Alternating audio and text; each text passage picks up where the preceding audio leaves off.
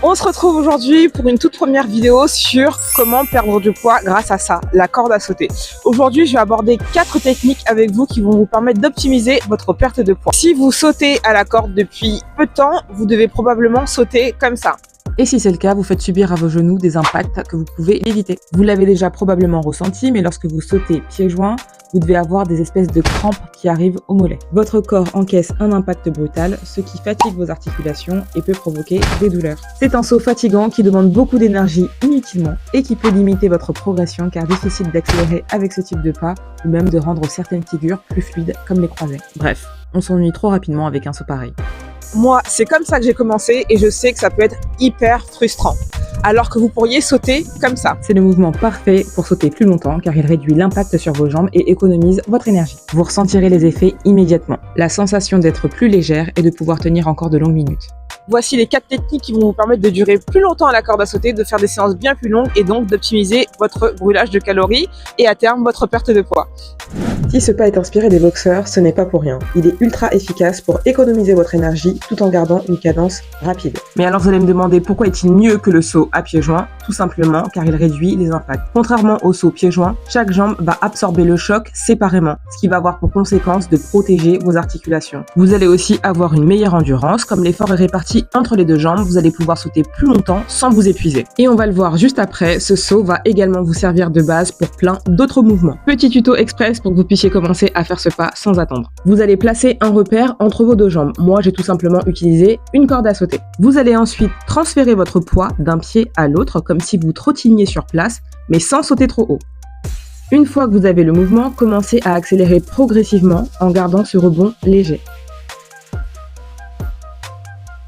Ne brûlez pas les étapes, continuez jusqu'à ce que ce mouvement devienne naturel. Une fois que c'est le cas, vous allez pouvoir vous débarrasser de votre repère. Et le but sera alors d'essayer de rapprocher vos deux pieds l'un de l'autre.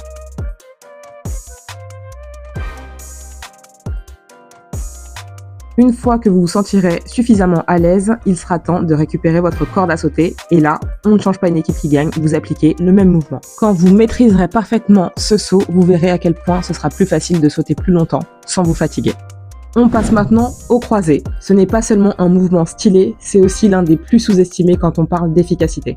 Pourquoi c'est une technique clé? Tout simplement car contrairement à un saut classique où vos bras bougent peu, ici vous devez activement croiser et décroiser vos bras. Et plus vos muscles travaillent, plus vous brûlez des calories. En intégrant cette figure à vos séances de corde à sauter, vous allez gagner en fluidité et en coordination. Le croisé va forcer votre cerveau à gérer plusieurs actions en même temps.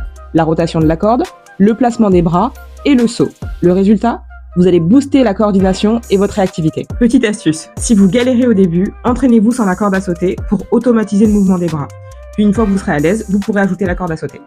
Troisième technique, faire comme si vous couriez sur place. Je vais vous donner une seule et unique raison pour laquelle vous devriez privilégier ce saut plutôt que le saut à pieds joints. Essayez d'accélérer avec du saut à pieds joints. Compliqué.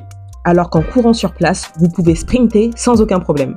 Et enfin, la dernière technique, le double under, le mouvement explosif par excellence. Au lieu de faire un saut simple, vous faites un saut 2 fois plus grand, tout en devant faire tourner votre corde 2 fois plus vite. Chaque saut demande 2 fois plus d'énergie, donc 2 fois plus de calories brûlées. Mon astuce pour réussir des double under parfaits, utilisez une corde légèrement plus longue qui arrive au niveau de mes aisselles quand je la tiens sous mes pieds. Ça me donne un peu plus d'espace pour faire passer la corde 2 fois sous mes pieds en un seul saut.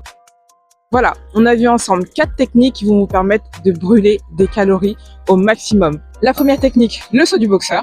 Deuxième technique, le croisé. Troisième technique, courir sur place. Et enfin, la quatrième et dernière technique, le double under. Avec celle-ci, croyez-moi, vous allez en brûler des calories. Si cette vidéo sur la perte de poids grâce à la corde à sauter vous a plu, n'hésitez pas à me le dire en commentaire. Dites-moi aussi si vous voulez qu'on aborde un tuto en particulier et je vous prépare tout ça, ça arrive très bientôt. En attendant, vous pouvez retrouver tous mes défis, corde à sauter, mes challenges sur mon site internet omadlia.fr.